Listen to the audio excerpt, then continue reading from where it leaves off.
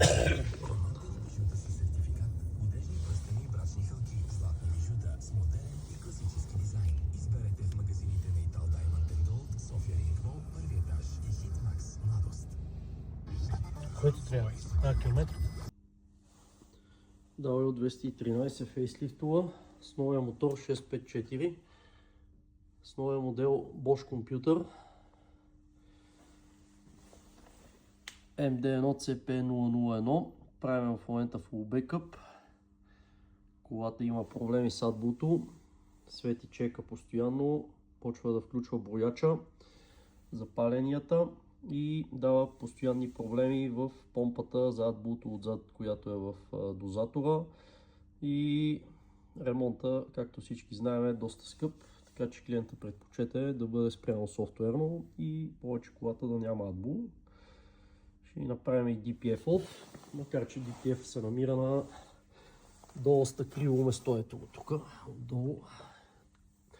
Отдолу няма как да се свали, излиза нагоре и тук се разглавя доста голяма част от периферията на мотора, за да излезне. Само вижте за какво става въпрос. Сензори, датчици, ланда сонди, температурни датчици, турбини, актуатори, водни охлаждания, изобщо какви ли не неща са сложили по тази кола. Толкова сложни принципи на работа. Ето долу къде е нокса и дозатора на AdBlue на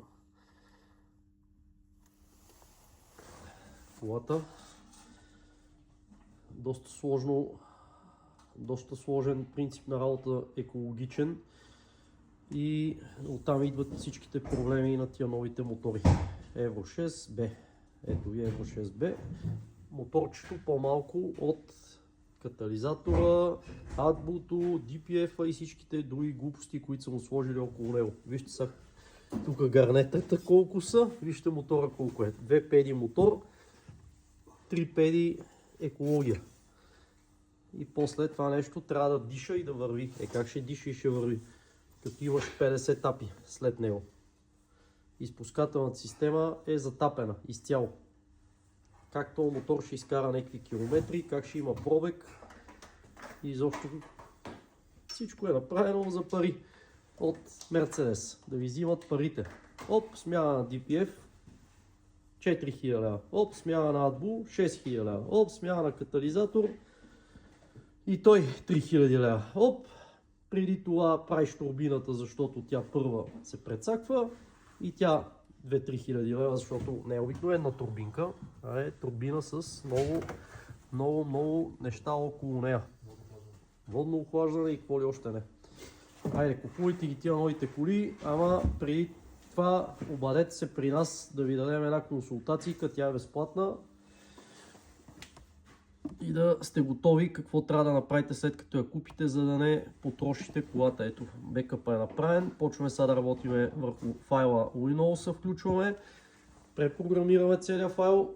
Ръчно всичко се прави. Колата повече няма да има AdBlue и DPF. И край с проблемите.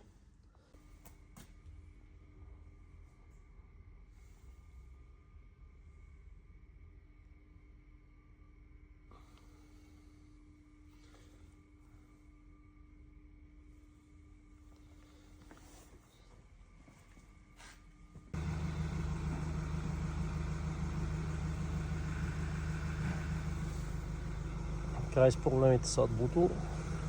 Е-класата е направена, няма DPF и няма AdBlue вече.